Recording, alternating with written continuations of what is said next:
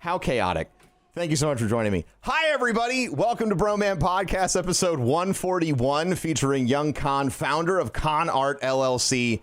I am incredibly happy to have Khan on the podcast.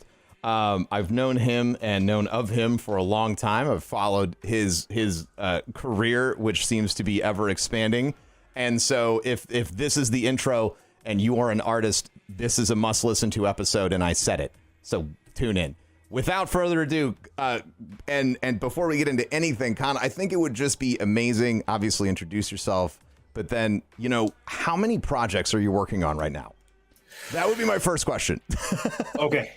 Well, please introduce yourself first. Yeah. I'm Khan. I'm a graphic designer, motion designer, illustrator, animator. I make merch. If you thought about trying it artistically, I've probably tried it and have been halfway successful at it. How many projects work? How many currently? That's a really hard question. I usually have anywhere between 5 to 10 projects I have my fingers in at the same time. Okay. But I'm booked out with probably 4 to 5 months of work at the moment, and a month ago was 6 to 7 months of work. So, holy cow! I don't know. That is so. That's wild. So I guess to start, I'm super interested. What got you into art? Like, what was the spark and inspiration that led you to think, like, I want to take what I have inside my head and I want to put it out there? Okay, so like most people in high school and middle school, you have your artistic, kind of jump off point. You start to draw stuff. You're like, oh, this is kind of fun. You start doing a little bit, and then you fall off right after high school is over. That lasted till about 22, 23, and then at 25, I just stopped making stuff for a whole decade. And then around 34 or 35, Destiny came out, and I was like, and I saw this guy on Instagram. His name's Cod1, do these pieces of Destiny fan art. I'm like, oh, I love to make Destiny fan art again. And so I started making Destiny fan art, and that kind of spiraled off into this wild journey of just doing like 1 or 2 pieces on the on the trackpad on my refurbished laptop to this like business that it's spiraled out of control. That's so track, like, legitimately, like, the first pieces of art you were cranking out, that was on a trackpad? The first pieces of art I made on a trackpad on a refurbed MacBook Pro. So the first like 100 emotes ever made were on a trackpad. Wow. The first like profile pictures were like, I use the pen tool in Photoshop. You can like take a pen tool and click it, and you can drag it and like turn the curve to make line work. I did it all like that, which made me very, very patient. Yeah, I can't imagine. I feel like the images in my head is like the Buddhist monks do the sand drawing, right? They'll take them like an entire year to finish it, and then they just sweep it. Like at the end, they just like sweep it up, and they're like, enjoy the experience of just my patience. Like I couldn't imagine doing something like that on a trackpad. So it's just kind of something that you jump back into when Destiny started, and then it evolved into what sounds like a crazy whirlwind that you managed to ride to where you're at right now. So what were the steps in between there? Like, I'm super curious, like, what was your first business purchase?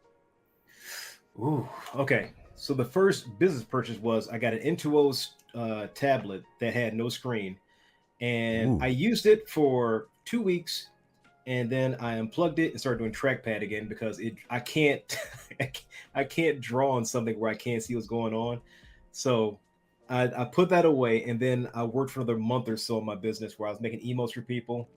I started making my emotes for people, and I never watched Twitch before. Like, I didn't know what Twitch was. Wait. Yeah. You started making emotes for people before you knew what Twitch was? Yes. That is wild. Keep going. You remember the podcast boom, the Destiny podcast boom, like right when Destiny came out? Oh, you yeah. You had Guardian Radio. You had X1 Little Light Radio. Little Light Radio. I was doing profile pictures of Guardians or of the podcast hosts in their armor. Mm. So people saw that like, hey, a guy approached me one day. It's like, can you make emotes for Twitch? It was the affiliate program just rolled out. It was just rolled out those Oh, emotes. yeah. And I was like,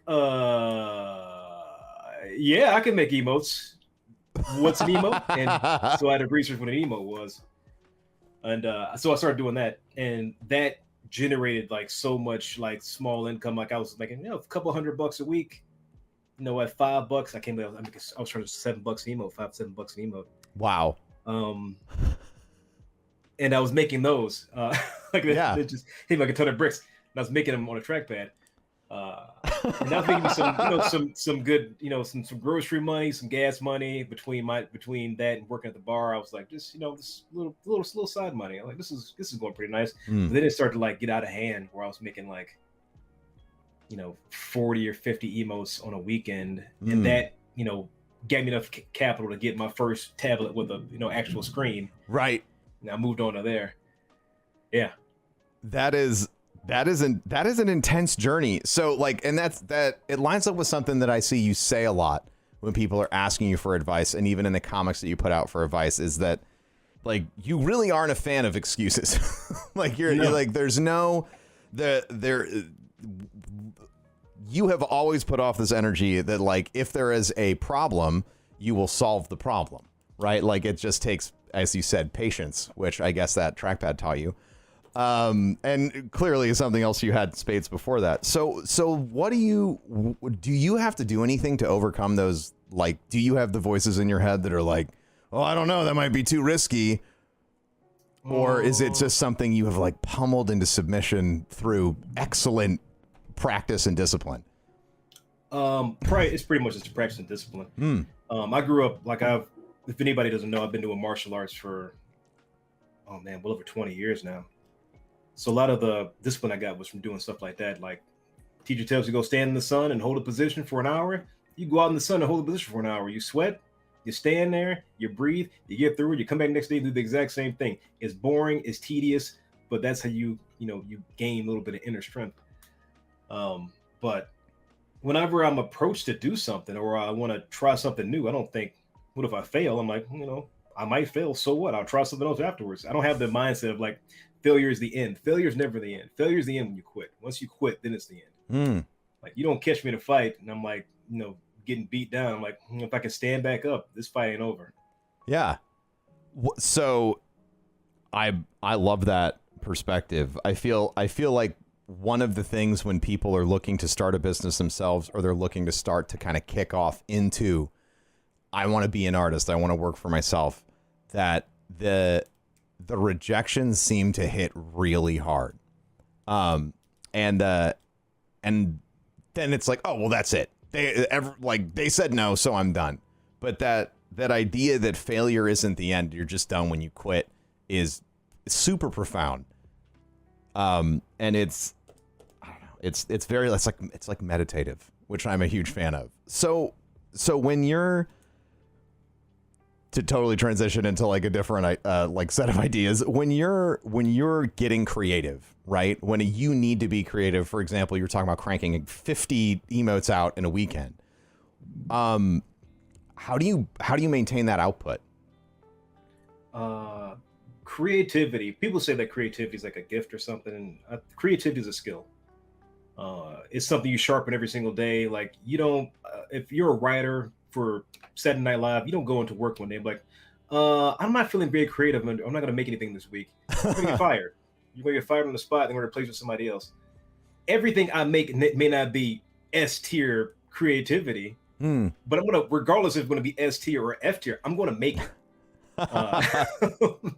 I'm going to produce it. When people rely on, they look at their work and they have the standard in their mind, and a standard is good.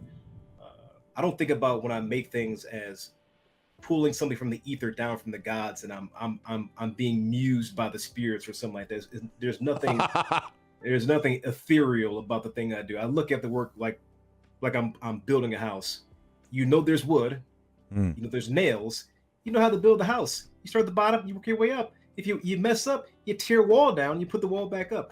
That's the exact same way I think about everything I design. That's pretty much how I've gotten through 5,000 plus emotes. I was gonna ask what the total was at. 5,100 plus. Holy crap! In 4 years. In 4 years.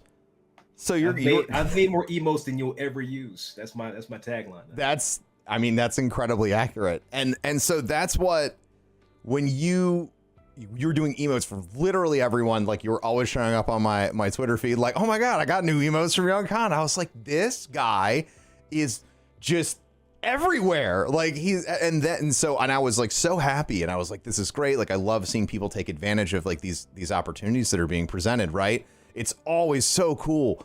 And then you started, and then you just kept going. Like, I think that that is one of the things that has impressed me most. What was it that you were like, okay, I'm doing this emo thing. It's working really well. I want to start doing all of the other design that you're doing. Like you mentioned, like you have tons of projects you're working on motion. You're not just doing emos, you're doing traditional graphic design. I see you do branding. Like you do so much. So what was that just, what drove that process? It all comes down. I'm pretty sure every person that's creative, when somebody sees what you do, they say, "Can you do this for me?" And you're like, "No, I don't do that stuff." For me, somebody that's, I grew up in some pretty rough situations. You're going to make some money. You're going to have to, adjust. Right. When somebody comes to you for a logo design, like, well, you know what? I'll tell you what. This is how I approach every new piece of content or every new avenue I've come to try out. Somebody came to me once, was like, "Can you make an esports logo mascot?" And I'm like, "No, I can't do that right now." But I tell you what, I will do this esports logo mascot for you for a quarter of the price what anybody's charging as a test run. And if it's good, you can give me another 25% on how it looks. And that small little, like, because everything I do is practice. Everything you do every day is practice towards the next thing, the next goal, the next project. It doesn't stop with what you have in front of you. Like, this is as best as it's going to get. Everything's a building block to learn one new trick, one new step in everything you ever do. If you're just looking at your work like, well, this is as good as it's going to get, that's true for you. It'll be as good as it's going to get. Yeah. So when somebody's come to me, when I see a hole in the market, a quote unquote hole that somebody wants me to fill in particular, I'm like, yes, I will learn how to do that. Do you do pixel art? No, but I will learn. Do you do logos? No, but I will learn. Do you do motion design? No, but I will learn. That is how I've pretty much moved from emotes into doing shaker designs for gamer subs to making the logo for Rare Drop. It's every single step of the way has been no, but I will learn how to do it. That's so I think that one of the hangups that people run into when they run up against like limitation, like I don't know how to do this yet, which I love the way that you like, no, but I'll learn. This idea of approaching your craft as practice is something that it's like incredibly beneficial. I was raised in an environment where everything was like very outcome based, and unless you had a good outcome every single time, things did not go well for you. So, and in a lot of ways. So the idea that you can just say, no, it's all practice, and taking the power away from failure, because like you can't fail practice. Like you really can't. Like if you go, I used to wrestle in high school, and I fucking sucked at any sort of upside down stuff, right? Like any handstand work, anything we're doing to work on your proprioception upside down, couldn't do it. I fell over constantly. I must have walked across and smashed my face in those mats like hundreds and hundreds of times. But my coach wasn't running up to me during the warm up and during practice being like, "Hey, dumbass, like you're not doing this right." He was like, "Keep trying. That's why we have practice." And I think that taking that level of mindfulness into our career, because I feel like what you just said applies that's to everybody, right? I think taking that sort of mindfulness into your career and taking that power away from failure enables you to take all of those steps, to be creative, to make the decision like, I'm not afraid to say no, so that means I'm not afraid to say I'll do it for you at a quarter of the cost. Because especially in the graphic design profession, being able to show that you've worked for people is huge. So it's you the way I look at everything, you get by your reputation. Your reputation carries you, as far as you'll let it. Over the course of 5 years, I've had well over 2,000 clients, and every single time, I've probably only had less than 30 people not be happy with what I've produced for them. With that being said, your client is going to be the best source of advertising you'll ever have. I've never put an ad out in my life. And people say, well, you did work for X, Y, and Z. I'm like, if you want to ask them how I did, you can go and ask them. Here's a long list of people that, and that kind of feeds your fire to do better and better every single time you have a new client. Because you want them to speak highly of you. If somebody's speaking poorly of you, like, why would you want to work with this person ever again? Yeah. So are you selective about your clients? I guess that's you're not. No, I work with anybody. That's fascinating. That was not the answer I was expecting. So I guess my follow-up is like, what drove the decision to work, like, say yes to, I mean, like, I guess we kind of covered you say yes to everything, but since there's no floor in that conversation, I think the natural instinct, people are like, oh, well, you get overwhelmed with work, or you'll have lower quality clients, or all this other stuff. I think that's like the traditional business, recommendations about that, but you're clearly flourishing. So how has saying yes like that enhanced everything that you're doing? I like to put great design in the hands of everybody. Great design can, you very well know, great design can be the face of your business, the face of your stream. It puts power in the hands of the powerless. If somebody's has to start a new business, a new t-shirt business, and they need a new logo, when you step in the marketplace with a logo that is made in Photoshop, people are not going to take you seriously. If not, if it's got gradients in the background, it's got poor, they can't read it, that takes power out of their hands immediately. So my goal was to work with anybody. I have a bar. If you can meet these requirements, is it like be a moral human, like be a moral reasonable human? If it's somebody like I've been approached to work with some very large content creators. They have some very questionable backgrounds, and I'm like, no, I'm good. I don't no, that's okay. I'll take the $400 job over this $5,000 job, because this guy's a real, I'm not going down this path. I'm not attaching my name to that project. Right. Right. You don't want that in your life. So saying yes to everyone is like a passion point for you. It's like everybody deserves. I like that you said, like, great design can give power to the powerless. So, and I completely agree. I mean, like, I've seen how great design can take something that is. I've seen so many great products. I think talking about it this way makes sense. I've seen so many great products and ideas just fucking die on the table, right? Because of bad design, because they're like, oh my God, like, here's this thing, it's awesome, do. And they like do all the engineering work and all software dev and all this other stuff. And then they roll it out and the UX is garbage and no one wants to use it because it wasn't created from an aesthetic standpoint. And I think in tech, and I'm in tech and in streaming, I think people do not put enough weight on the value of excellent design. I remember I've been streaming long enough to remember when people were like, why would you pay an emote artist? Yeah, that's interesting times. Yeah, it was interesting. It was interesting times, right? So, and now obviously everything has moved forward to where we're at, and the affiliate. So that was, I want to go back to the affiliate program and you launching everything alongside that. So what I found was so interesting is, whenever Twitch makes big changes, I like to watch. I like to see what everybody's going to do, right? Like, and so, some people are obviously mad. People are debating like the requirements, all this other stuff. But you just see, oh, well, every single one of those people are going to need about 5 emotes. So I'm just going to show up and see what happens. So, like, how did you go about acquiring those clients, or did everybody come to you? Since I had a good foothold in the Destiny community, and there are a ton of Destiny artists, but a lot of them don't make emotes, surprisingly. Hmm.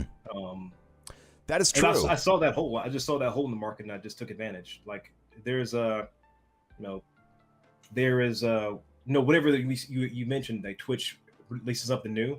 Like, Mhm. okay, we're coming up with bit badges. I'm like, all right, time to put the bit badge tweet out and to update that stuff on my website. Oh, we're releasing animated emotes. All right, time to put out some animated emote examples. Gotta make for myself. Gotta produce this. Gotta produce that. I gotta get it all set up. That stuff is all things. Whenever there's news happening for somebody, when Facebook Gaming came out, we need stickers because I did work for Darkness 429. Yeah. Facebook stickers. I'm like, oh yeah, Facebook stickers. I'm gonna make some Facebook stickers. I gotta do the examples. I gotta put that in the website. I gotta update the pricing on that and get that all set and get the ball rolling on that. When you see when the general person sees something happen, they think, man, it would be a great idea if I did work for that, if I set myself up for that. I, on the other hand, or which I recommend most people do, when they see something and they have a thought in their head that they should do something, execute immediately. Because if I know for myself, if I see something and I say I should, I'm already too late. I'm already too late. Somebody beating to the punch. You just maybe rewired my brain a little bit with that statement. I don't know. Well, now every time I think like I should, I'm just going to hear that behind it. But there's no worse feeling than saying I should, and then a week later somebody is like, oh yeah, release this thing, and it's it's blowing up. I sold 4,000 copies to a and you're like, company. You're like, it's frustrating to miss on stuff like that. I'm the idea that I like is that if you have an idea and you don't act on it, that idea is going to go find someone else, because if it shows up, it wants to exist. And it's a playful embodiment. And I don't know, man. I've spent enough time meditating and thinking that maybe ideas do float around in the air somewhere we can't see, and they just show up and they talk to a bunch of at the same time. And they're like, this guy, listen, do good things for him. But whether or not it's like that, that always compels me to be like, if I have a good idea, I like to do it good service and like see it through to the end.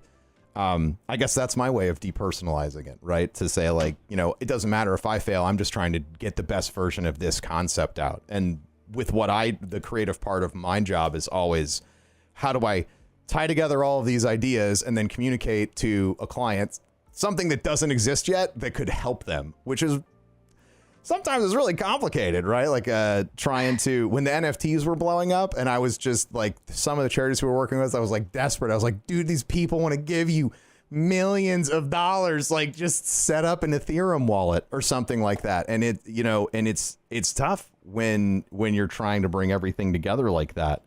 But when you're doing service to the idea, it doesn't really feel too bad. So to okay. How many times you mentioned you had over 2,000 clients. I think this is going to be like a fun stat. How many times have you started off, with the client doing that 1 quarter pricing? I'll do a test for you. Probably less than 10. Wow. Because once I find that the idea is viable, like there's a market for it, I break off doing any more. And I just polish that skill on some my little test runs off stream or off on my own. When I first learned Illustrator, it was very difficult because I jumped up from Photoshop, and I follow a lot of like Illustrator artists, a lot of vector artists, and then I got my hands very wet doing that stuff for like months and months and months. I'm like, all right, I found a course. I'm gonna take a course in esports design.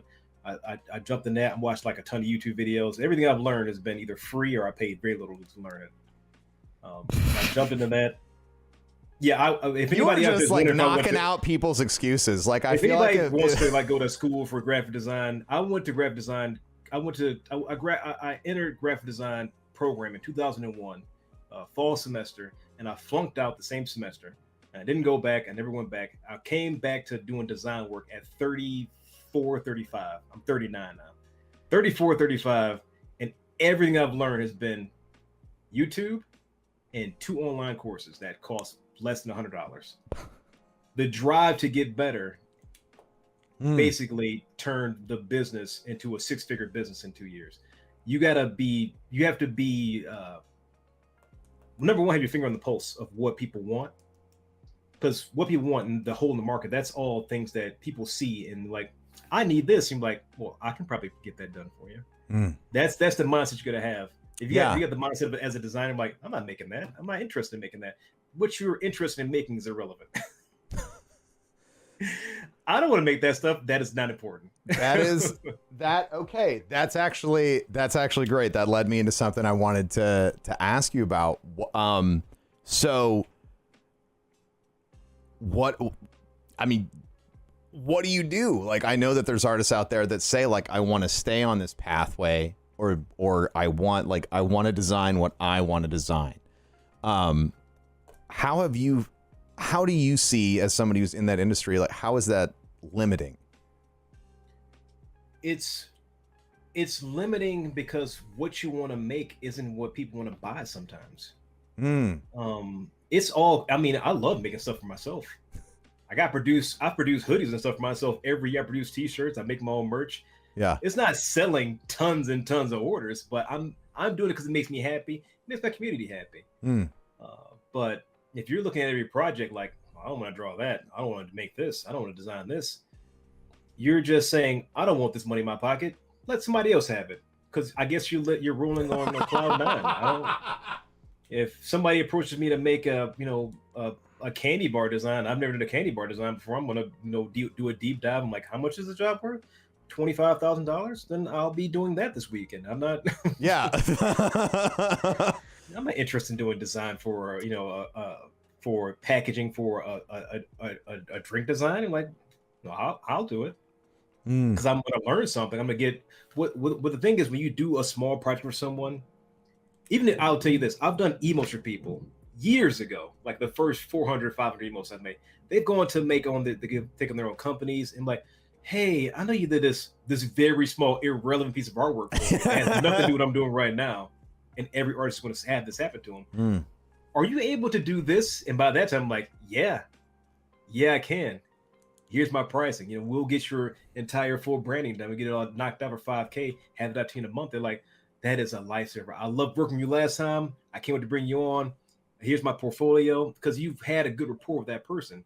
They spent $14 with you 5 years ago. Yeah. And they come back like, oh yeah, I started my own, TV installation business. Can you do our logo? I'm like, yeah. That's incredible. I think, I mean, that speaks to, especially with art and artists, if you find some, I've worked with so many people. When you find someone who is exceptional at communication, who's timely, you will always go back to them. Like, that's my first instinct. I didn't even realize that. But yeah, like, it's always like, oh, I've worked with them before. Like, we have these, you have this list of people who you're like, these folks they communicate well. They're easy to work with. Let's make sure we go back to them anytime we have other work. And back to your, I did a tiny, like, irrelevant piece of art. People remember the folks that like buy into the dream, right? And so being present in that moment, being the person to provide that, it's such a strong acknowledgement of that person's like will to succeed.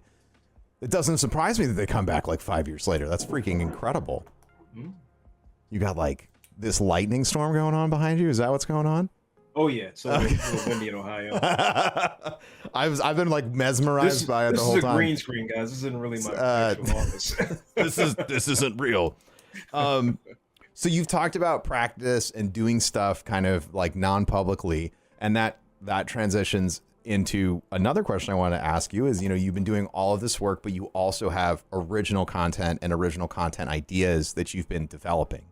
So I am hyper curious about what your process was about, like, oh, I should start doing OC, or like what led to all of that. Interest. Well, some things are driven by people's interest in what I can do, and some things are just like, I see something like, I'd really like to learn how to do that. That's pretty much it. When I didn't really do character design before, and I've been hanging out with other streamers that do, they work for, they worked on the Boondocks TV show. They worked, they were other streamers that do like, character design. I'm talking to him like I just want to make, I like to draw women, that's doing things like that bring me joy. Yeah. And I'm like, because you can't just draw. I spend, this is one thing you guys don't know. I'm sure everybody knows this. Anybody comes to my stream, the first hour of the day, first hour, 2 hour, I just make whatever I want. I just spend 2 hours on making whatever I want.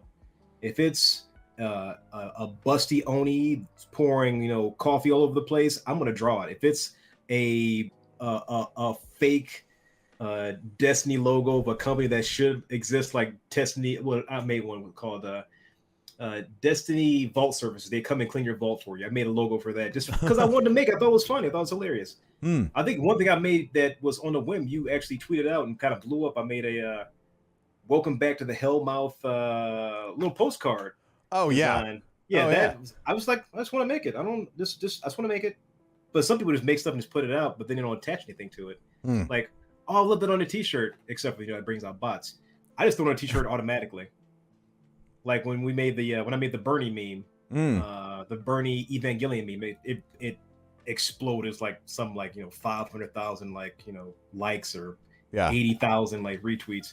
I was like, t-shirt time. Then I made merch under that merch for the Bernie meme, and then put that out. That was another stuff. I spent a total of 2.5 hours on it for both things, and that generated $750 to $1,000 in revenue, just because I was making whatever I want. I think that is, so you create it, but what I think is fascinating is that you make it, but whenever something appears actionable, it's just like right away.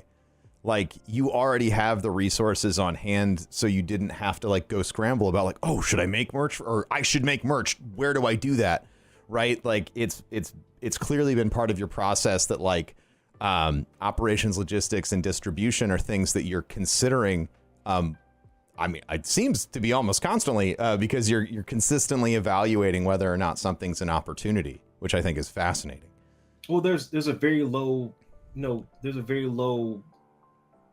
wall to getting things produced, because everything for DTG, for direct to garment printing. If you make something and I think it's halfway funny, I'm gonna throw in a t-shirt. It takes me 2 minutes, whatever.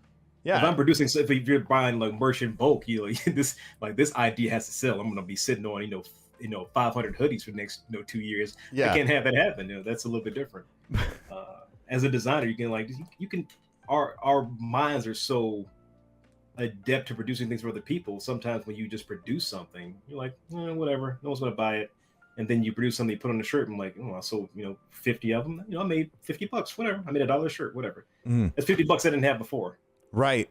That's kind of the way I look at things. Yeah. That was I love the mindset of not leaving any money on the table. That's a big part of what got me into streaming. At the beginning, I was like, I'm working this dead end minimum wage job.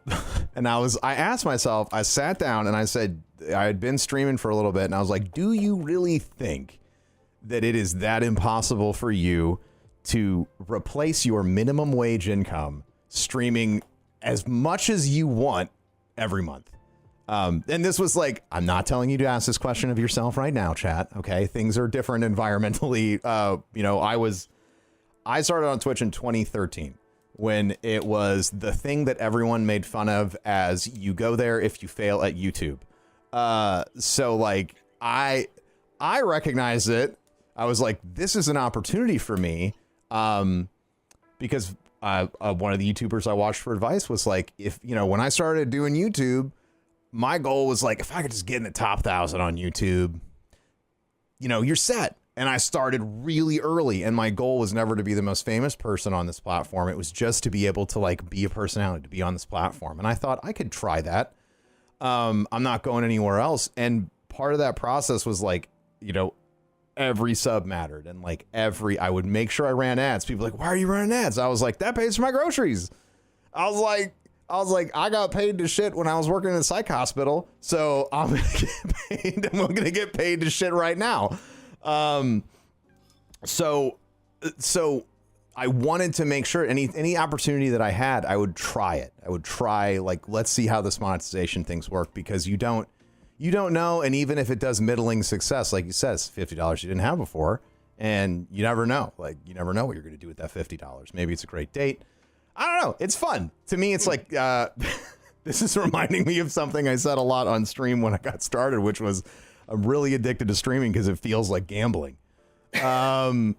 Because you get to constantly throw out creative ideas. And then when something hits, you're like, wow, like shiny lights. So tangent. I know exactly what you mean. Yeah, I was gonna ask. Yeah. Do you have that moment when you're creating? I know you mentioned like sometimes things surprise you by being more successful than you expect, but do you have that moment where you're like, wow, I made this, I know it's good, and I know people are gonna like it? Yes, I have that moment pretty often. The thing is, when you're producing something that doesn't have like brand recognition behind it, it's it's a fire design, it's X, Y, and Z, but it's all about who's backing it. Like it's always a little bit harder. Like if you have your top streamer on YouTube or Twitch wear that item that that you're making, you're going to sell more. So, but if you're Joe Blow, it's going to be a lot harder to get your original idea in people's hands and have them be excited about it. Right. As excited as you are. That's why when I talk about the things I make for myself, my own personal branding, you've got to be your own biggest fan of no matter what you do. You've got to be your biggest fan. If you make something, you never wear it or you never talk about it, when no one knows you do it, you're never going to move anything. When it came to people asking me, I love your beanie, where can I buy one? I'm like, hold. I researched beanies. Like, this sounds stupid to some people. I bought I bought about a dozen different beanies and had them, I brought it to my home, tried them all out for a few weeks. I'm like, this is the one. I found the beanie. And I put it up for sale. And it's so, I went through my first box of 500 beanies in like 3 weeks. And I was like, I need more beanies. That was amazing. I need more beanies. I need more beanies. Holy. So I got this is part of my branding. Like my everything that I produce, when I say things on Twitter, or I say things on social media, that's who I am. I'm putting myself into what I believe in a physical form. And people get a hold of that, and it's kind of nice. I mean, I think what's so incredible about the work that you do is that you touched on it earlier. You want to make what they want to see, right? Like, you're not there to force your perspective on somebody else's request. You're there to try and bring it to its fulfillment. And I think that is something that stands out with all of your work, is you can tell that it's yours because you have certain stylistic choices you make, but everything is so incredibly differentiated because, like you mentioned earlier, like, people bring their ideas to you. And so whether that's, an anime chick with great titties, or if it's a logo design or whatever it might be, right? Like, that you can produce something that feels authentic and incredible for them. And I've always been impressed by that. Even I've been going through your portfolio again, because it's probably been like a year since I looked at your website, and I was like, holy crap, there's so much more parts of this website. I was like, I didn't do enough research. But I wanted to come back, because I think another thing that's super important with art or anything creative is learning about taking feedback. So I am super curious, like, how do you take feedback? Like, when someone's working with you, and how, like, personally, like, what is your process on dealing with feedback and making it actionable, stuff like that? Because a lot of people have like, that's the next step, right? Like, you're willing to say yes to everything, and then someone comes in, they're like, you know what? I'm not really, and then, like, I feel like that's another hurdle that you can run into, where you're just like, oh, really? Yeah, well, are you the artist? Like what? Like, this is what I made. So yeah, like, what's the, you know what I'm saying? Like, it's another hurdle. So how do you navigate that? How do you handle feedback? How would you recommend a new artist handle it? Number one, don't take it personal. When I do design work, one thing you have to do is don't get attached to your designs. When you produce something like this is fire, it very well could be fire. And the client sees and like, I don't like this. You have to be okay with that and take that design away and put it away and save it for something else.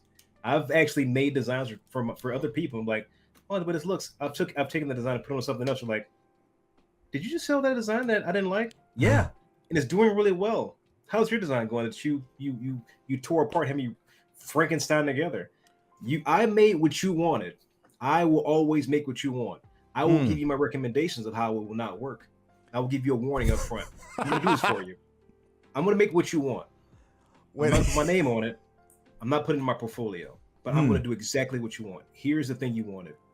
All right, I'm paid. You're happy. Very well. When your community sees it and they're upset about it, do not get upset at me. I've given you fair warning up front. I've given you fair warning. This is not going to work on any shirts. It's not going to work as a design. It's not going to work as a logo mark. This is not going to work in general. It's very messy.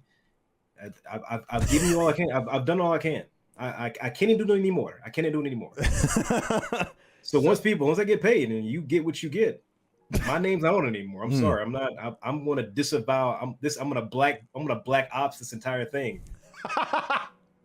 So when you get a client that's like that, it's kind of what you got to do. I'm like, this is what you want. Here you go. Pay, go home. But when you get a client, when you tell them, yes, we can go in this direction.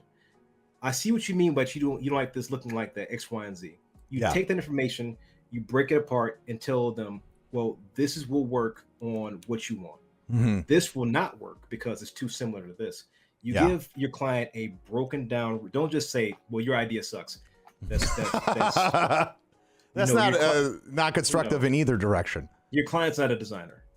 No, that's when somebody asks me for an emo, I'm like, well, I want an emo where a guy has a refrigerator that's running around. It's not gonna work out as well.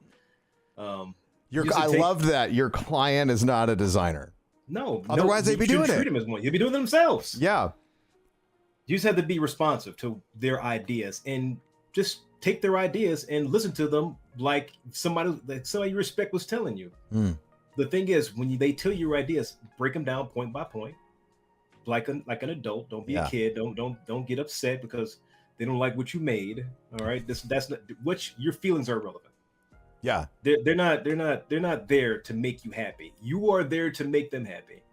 The waiter doesn't get upset at you for ordering the steak that he likes. All right, that's not how any bartender acts either. Like, well, I want to get I want to get that on the rocks. You're like, you should get this on the rocks. Well, I want that. Well, I think you're stupid. That's not how that goes at all. You're out of that bar immediately. Yeah, you got to be receptive to what people say, and you got to guide them to the best of your ability to bring them to a great design that's going to make them happy and bring them great success. Because this is the entire point to this. If they're successful, you are successful.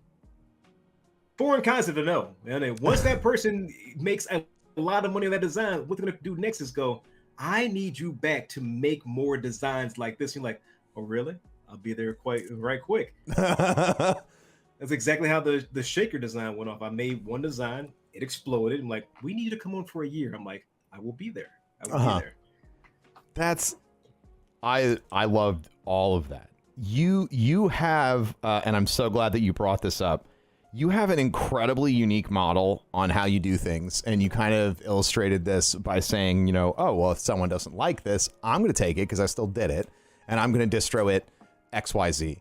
You have a Patreon that I am still subscribed to because I told you I'd be subscribed forever because you made that stupid uwu emote that my chat still loves.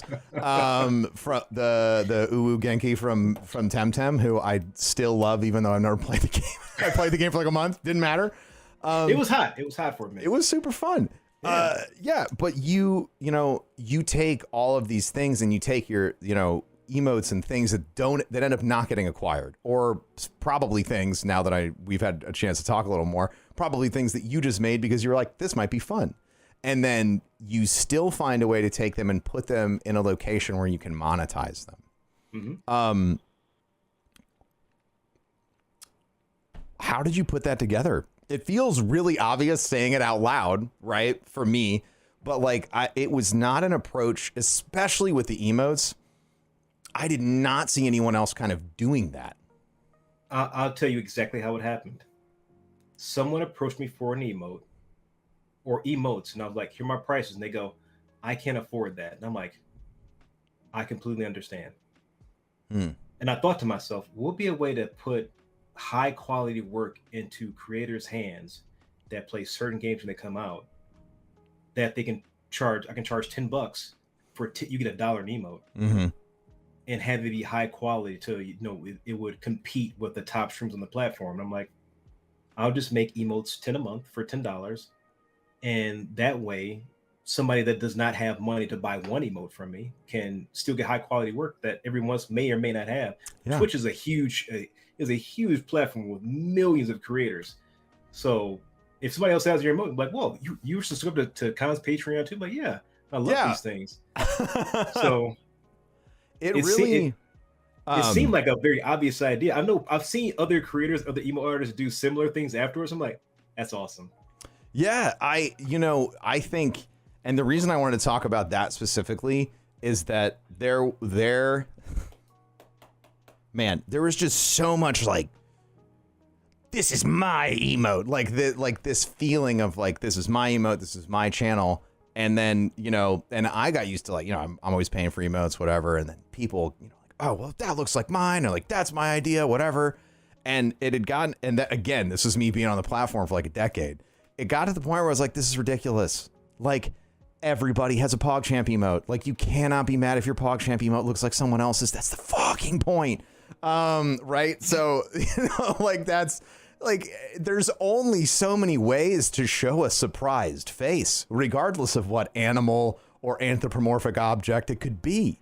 So eventually there's going to be crossover. And so people, when everyone else was still sort of having this discussion on the creator side of things, you launch this Patreon, and I go, oh shit. I was like, this is brilliant, because it's not about, it was like you recognize something about emotes. It's not about, it's a way to support people, yes, but it's also a way to be involved with whatever is current and happening in gaming.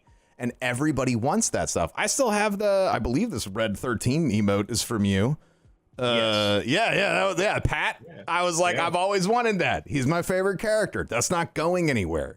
So I found that to be, I don't know if you're aware of, at least from my perspective, like, that was very transformative to just bring a product into the market that says, like, do you want to stay current? Do you want to have things people can spam that are high quality for when games come out?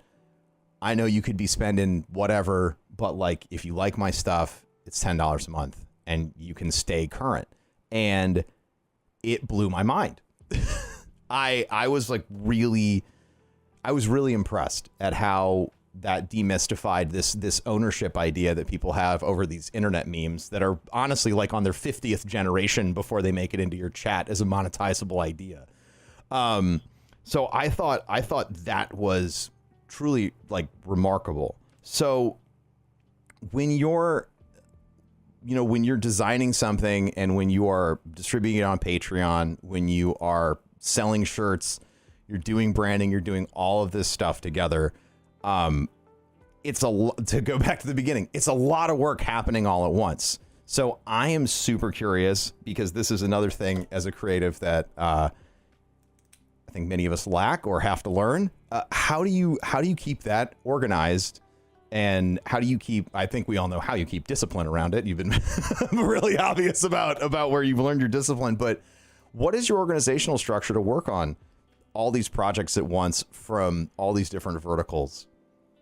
Oh, simple. So this is my first book. I write down every single order I get in, the order it comes in.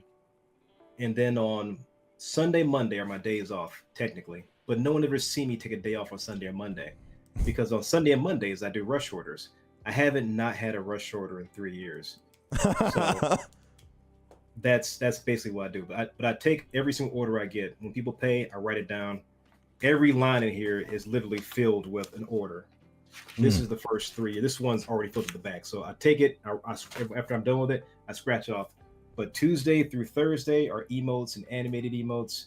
Fridays, I kind of just make whatever I want all day. Mm. And then Saturday, I'd get fresh into a brand new design project. So I start doing mock-ups and sketches of logos. I start to put things together for people's brains. I start pulling colors together for branding. And then on Sundays, Saturdays, I do more design work. And Sunday, if there's no rush where I kind of like play around with some of the ideas I had the night before. But every day it's pretty much has something in it. But 1-2 hours of that day is just me making stuff for myself, or trying something new, or practicing something that I think could be pretty cool. So everything is written down. When it's written down, once it's done, I exit off. And there's nothing more satisfying than taking one book and throwing it away, and now you got your second book out. Ooh. And you're on whatever page this is of this one. Yeah. You X off things as you go. I just recently started doing like a morning audit where like I write down what time I woke up, what time my first meeting is, and then I just list like everything I want to try and get done that morning. And then I go back the next day, I'll look at like, yesterday was fucking stressful. You should have woke up earlier or cut out of these things. And I started doing it, and I don't usually write stuff down. And within like 3 days, I grabbed Amy and I was like, Amy, we need to go somewhere where I can buy a bunch of notebooks because I think that if this notebook thing could work. And and so now these are all my project notebooks, and everything's categorized by like which part of the business that I'm working on. And I just wanted to say all that. Project notebook is a whole different book. Yep. Yeah. The order book and project books are two different books. Yeah. Yeah. Like, I just wanted to back you up on that. Like, look, if you're listening to this, anyone, I fucking hate reading and writing. Like, I was told my whole life I was not good at it. I have some learning disabilities. So like that's always been like a big scary monster for me.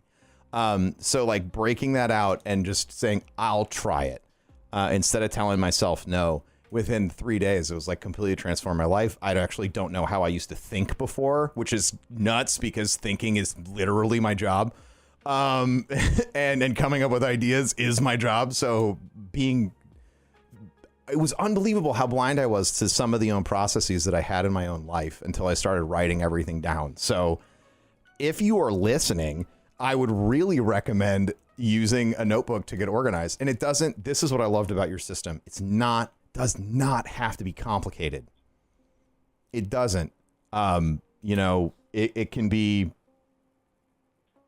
I don't know what's NDA in there or not. It can be bullet points. It can be, it can be a simple dash. It's your notebook. It's your space. You can do whatever you want. No one's going to crack that shit open and be like, oh yeah. Oh, are these all your clients? Or like whatever. The what I've been told by other designers is like, oh, you should use Trello, or you should use a website that tracks all your orders. And I'm like, there's a mind body connection that goes into when you write something down. It's in the physical world now. It is no longer in the ethereum of a cloud server. Yeah. It is in front of you, and then you look at it, you're like, it's staring back at you. It's like a cup of coffee on my desk. Like it's something on my screen. I can just click off the screen. I'll forget about it. It's gone. I'll forget about it immediately. Yeah. But when you manifest that thing into actual ink and you put it into the real world, it feels more real than Trello or a website that tracks projects or however people can get by on it. People do well with it. But for me, it's just it would never get done. Yeah, those things they would evaporate as soon like as soon as my mind clicks to something else, it'll be gone forever, and I'll have to go back 3 weeks later. I'm like, wasn't that thing supposed to be done already? No, yeah, it was. And your client's upset at you. Yeah, like, hey, I thought you were gonna get that thing done like in March. I'm like, it's October. I am sorry, but it's on paper. Yeah, I did my best. You scroll back a few pages, everything's a line through. You're like, this is all done. It's all complete. I was taking notes on, I got like a Galaxy tab, and the first half of this year I was taking notes on that, and it was helpful. But the first time I got a notebook and I started physically writing in it, I was both having a transcendent and infuriating experience at the same time, because I was like, oh my God, I can feel this working. And then like the other part of me was like, hey, you remember your whole life when people were like, try this? And I was like, shut up, dude. I was like, not right now. I'm trying to enjoy this. So, you know, even if you've had resistance to trying something in the past, it's never too late to just get started, right? Like, just go for it. Just like you mentioned, I wanted to know, so you've talked multiple times about doing, like, you take time every day and even have a dedicated day of the week to just do whatever you want. Other, you know, psychologists and folks like that, the guru folks, they call that, you know, free think time, right? Where you're just kind of allowed to use creativity however you want. And everyone always asks, what's the ROI on your free think time? Like, everybody they want to get granular with it and be like, why shouldn't that be project time? And I think that there's a lot of pressure for artists and creatives to like really account for every second of every day and make sure it's revenue positive. So I'm not a huge fan of looking at things that way, because I believe that ultimately it's always going to end up positive if somebody's growing. But what has been your experience? What are some things that have come out that have benefited you, your business, your clients from that free expression of your creativity? Okay. So if anybody knows me from social media, they know that I am live 7 days a week for the past 4 years. And my free think time, my 2 hours a day of making whatever I want, is the biggest barrier from having burnout. Because when you sit down and you create for others, you're almost instantly drained of all of your energy. And when you make stuff for yourself, you're a little bit happier, and you kind of like, you kickstart that inner battery to max power. You're like, I've made what I want to make today. I can do whatever I want now. I can do whatever I want. If I have an off idea in my head, like I want to make, this is an off idea. Like I want to make a coin for when a raid comes out. So I made these little coins. I'm like, let me just mess around with AI. I make a little front and back. I'm like, I'm getting these made. Yeah. And I made, a couple hundred coins for like $15 a piece. And when the raid came around, I'm like, get your coin now. I'm like, okay. And the pre-orders came out. I was like, oh my God, this is more than I thought it would be. Oh no. I upped the order, and they sent them out, and that ROI by itself, made $1,000 or $2,000. That was just an idea, like make a little coin with some kind of saying on the back, right, when this raid drops. Or the ROI is just you trying out new things, and the major point is not the money. The money is irrelevant. The major point is your sanity. Like free think time and making whatever you want is just like, this allows me to be excited to sit down and make something. Like if you see work ahead, you're like, I'm gonna go to the office and make stuff for somebody. Yeah, no, it'll be cool. It's for somebody else. But if you're like, man, I saw this anime last night, I'm not really gonna sketch one of the main characters. Let me get in there and keep the stream. Where you're like 1 hour in, 2 hours in, I can still get other work done. It's fine. 2.5 hours. I'm having fun, y'all. And you're like, all right, I've done enough. And you jump into that project. You're like, you're warmed up. You're motivated. You're like knocking out sketches like left, right, and center. Like, you're done already? I'm like, yeah, man, I got my get up and go going. Yeah. I'm ready I'm juiced up now. That is 9 o'clock at night. That is so illuminating. So you said some stuff that I want to pull out. I want to make sure people listening heard, because that was, if you're listening to the podcast and you just heard that, just go ahead and rewind and listen to that whole answer again. Because it was phenomenal. If you're like the ROI guy, like burnout prevention is that is the most ROI positive thing in the entire universe. Like, you have if you burn your creative team out, you are fucked. Like, you're not like, and I've been, because I have it too, just like being bald. I have experienced burnout. I'm actively experiencing burnout because it's something that takes a long time to recover from.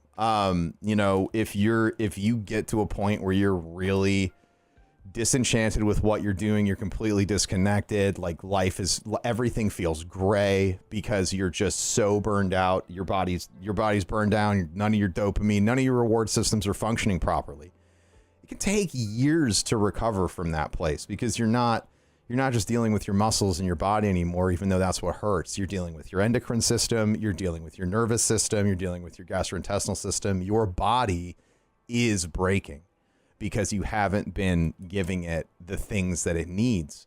And so burnout prevention is huge. And as you described your process, it reminded me of what a good day feels like for me. Right? Like I have definitely had days as a streamer where I'm like, oh shit, like I'm gonna wake up and I'm like fucking, I'm on Twitter, things are funny, I'm telling jokes, I like check the news, I'm start to put the ideas together, what I want to talk about for stream that day.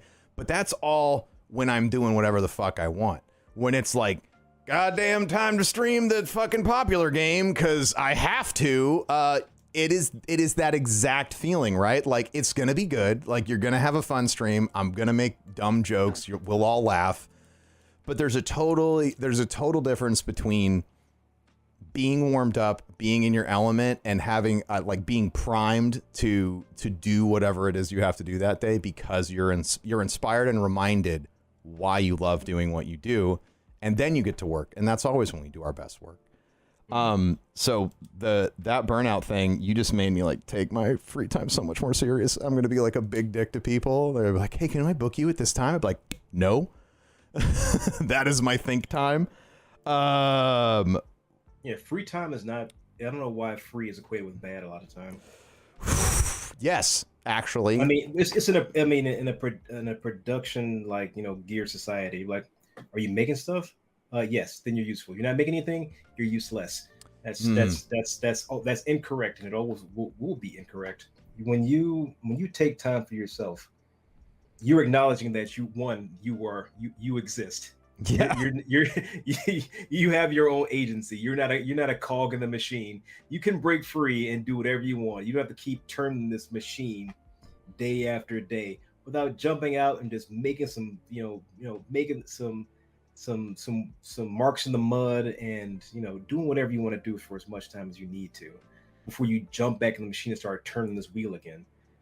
That is one of the main reasons when you become your own, you become a business, you become your entrepreneur, you start your own business.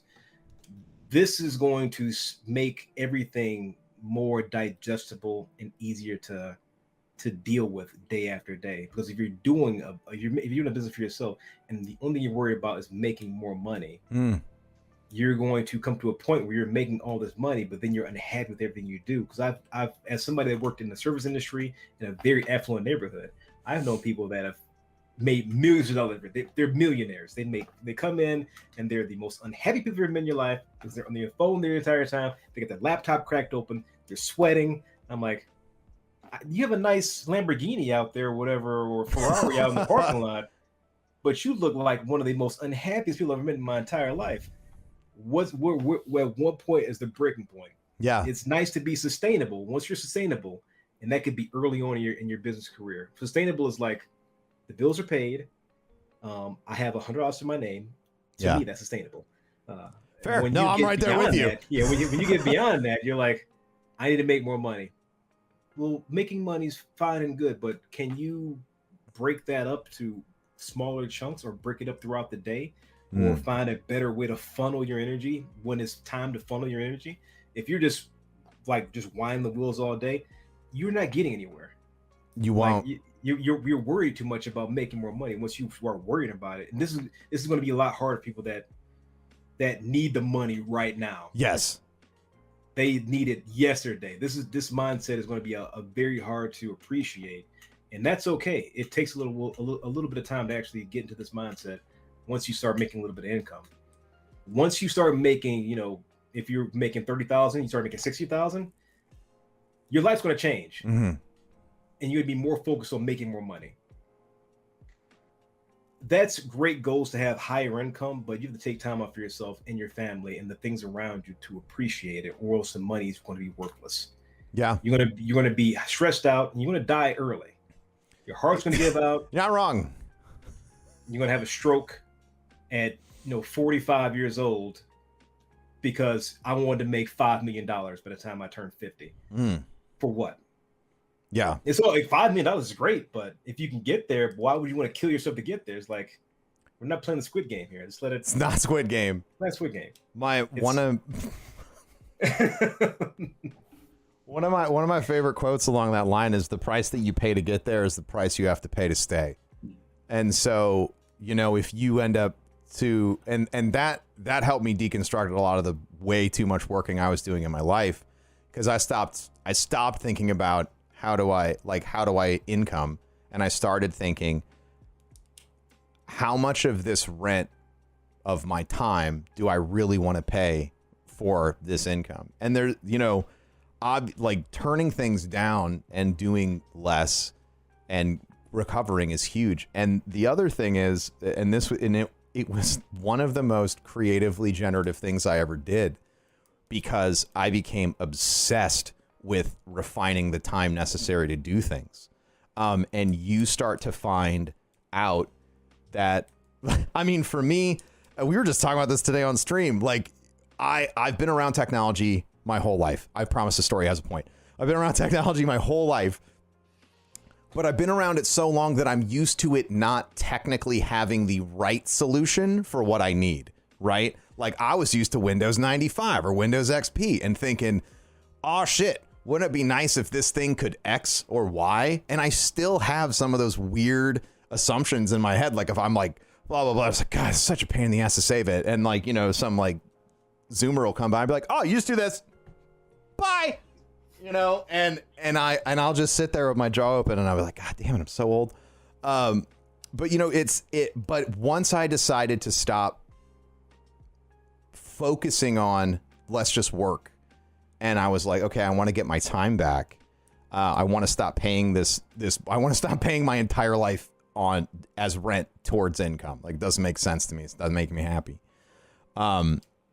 But taking that step back made me realize, like, oh, wow, like the magic is here. The magic is trying to take all of these really complicated systems and simplify them, because if I can do it for me, that means you can do it at scale. And it's been really generative for Rare Drop and how we approach charities and everything else. But none of those ideas would have come to me if I was, like you pointed out, just focused on direct ROI, just focused on getting a project done, instead of asking the question, can I get this done faster?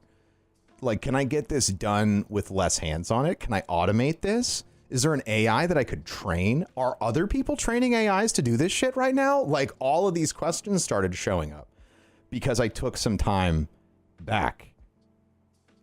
Yeah. And all of that. And so part of that is the free thinking time, to bring it back to there. So I find it fascinating. Oh, this is the one last thing that I wanted to make sure that we talked about. Right. Mm-hmm. Okay, I got it. Wrapping everything we talked about in a little bow, because I think we've been talking about this one problem the whole time, is that you and I and a lot of people I have on this podcast have taken something that we're passionate about, a hobby, and turned it into a career. And there are a ton of pitfalls with that. So I've had my experience. I've talked ad nauseum on this podcast and other places about, how streaming has changed my enjoyment of gaming. I'm super curious. What was that experience like for you? If somebody's hopping in now and they're like, I want to take this art hobby that I have, this design hobby that I have, and I want to try and turn it into a career. We talked about a lot of the things that you should do, but like, let's talk about that internal struggle just a little bit to wrap up the podcast today. So what kind of things did you go through when you were like, wow, this is like my hobby, but it's my job, and like, it's weird sometimes? Or did you? I'm not trying to put that on you if you didn't have that experience. No, that's the experience that you have when you focus only on client output every day. Okay. If you are, you could be the most, skilled artists in the world, but if you're not producing anything for your own enjoyment, it's going to get sour fast. Like I'll relate this to streaming. When Fortnite became really big, and this, Fortnite was out. There were gamers out there who were really good at the game who hated playing it. Oh yeah. But that's why everybody was there, to watch them play Fortnite.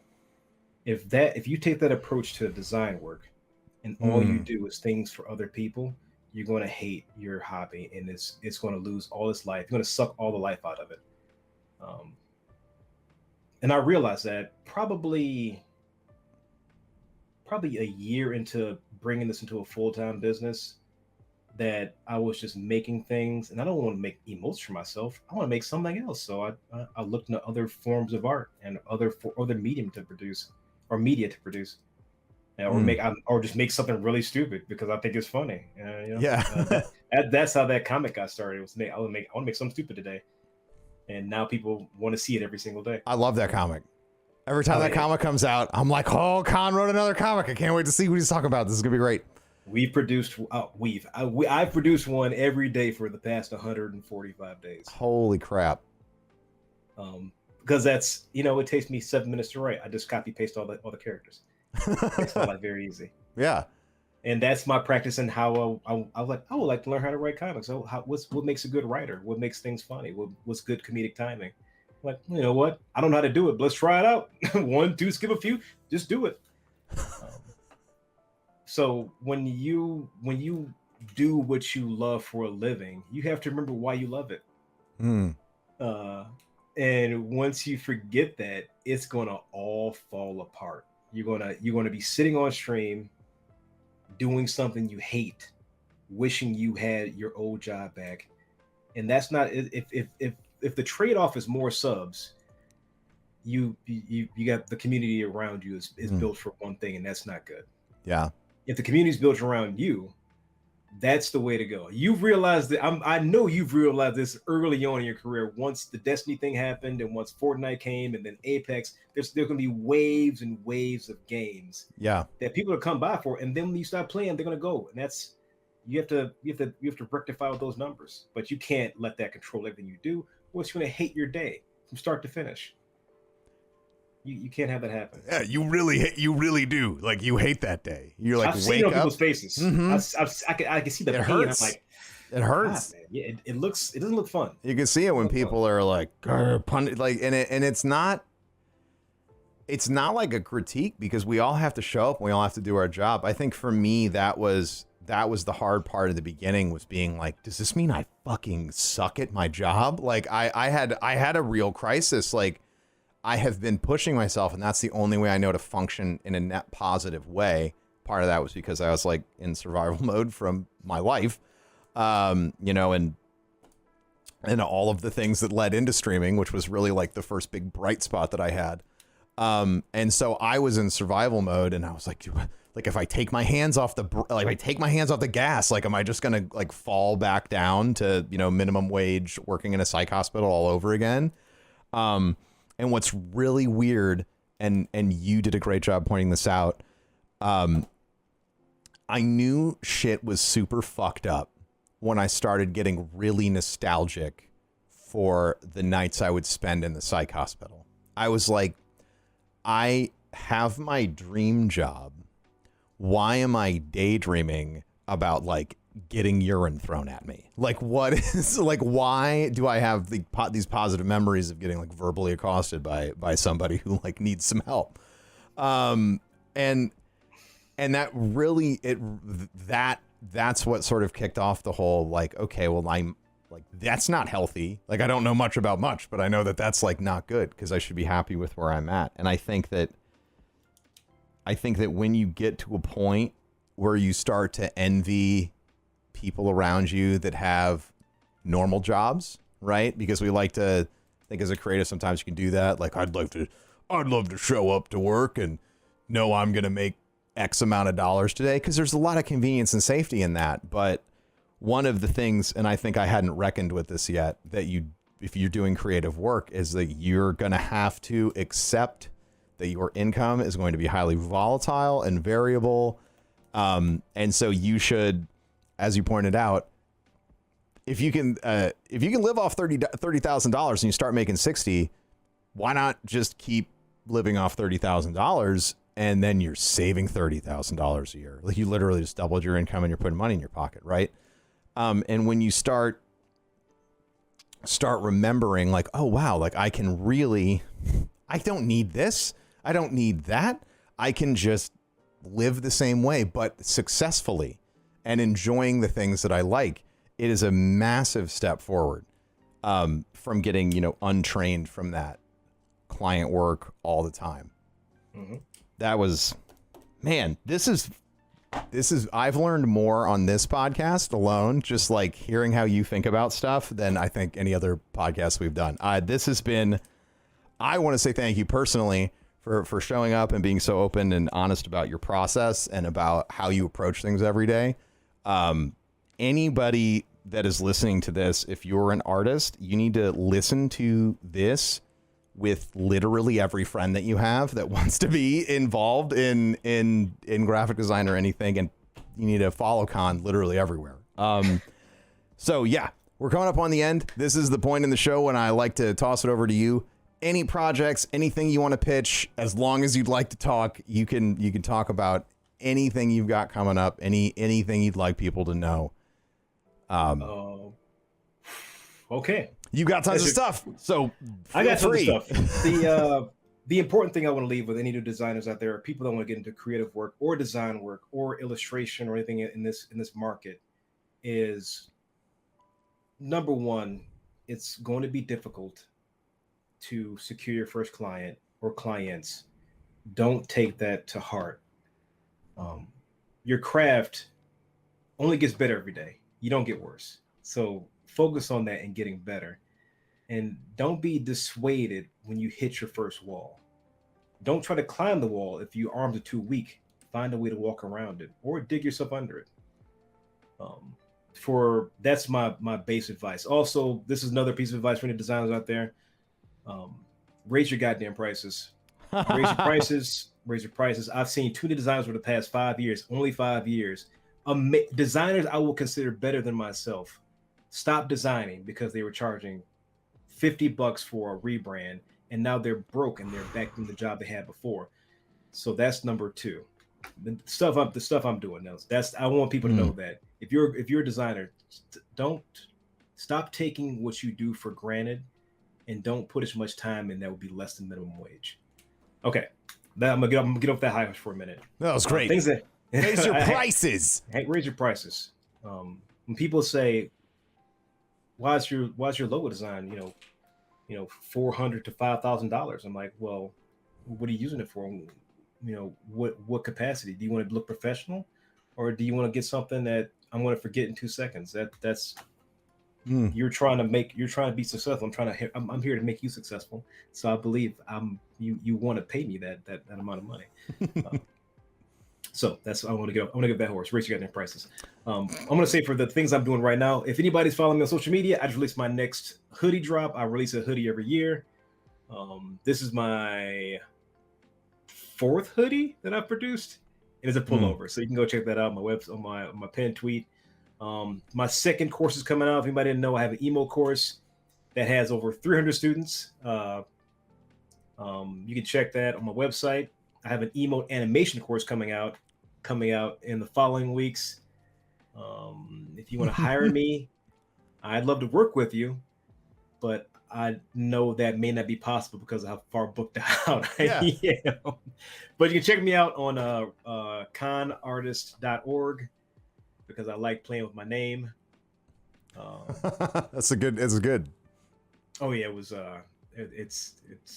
it comes in handy for every title I have for some reason. I just like it. I don't know. I got the nickname. Maybe like here's a fun little piece of information. I got the nickname Khan from training and competing in Mongolian wrestling, so I was called Little Khan, or young Genghis Khan. That's amazing. Pretty hard. So the name wasn't art related at all. That was the name I got a nickname earlier on. So there you go. The consistency. There you go. Consistency. Yeah, I see that all the time. I was like, just man's out here branding words. Like this is There's just concepts, consistency, conquer. I'm taking it all. Yeah. Taking it all. I think I'm gonna leave it there though. So Okay. That's gonna be the short and sweet of it. All right. Well, from me, you know who I am. I'm Professor Broman. So put me in the Google box. You can find me wherever that directs you. As always, thank you so much for listening to the podcast today. You can leave a review if you'd like. You can leave comments if you'd like. But more important to me than anything else is that if you thought of somebody while you were listening to this podcast today, I want you to share it with them. If you thought, oh, that would make so-and-so's life better, do it. Take some advice from today's podcast and just do it. Don't say I should. Just do it. And I will. I think I have one. Did I remember to bring it up or did I not? I believe I have. Now I'll figure this out later. I thought I still had our Patreon list up. You'll get a bumper. Don't worry. So, from myself and from Khan, thank you so much for tuning in today. And we will talk to you all next time. Bye-bye, internet people who are listening or audio people. Bye.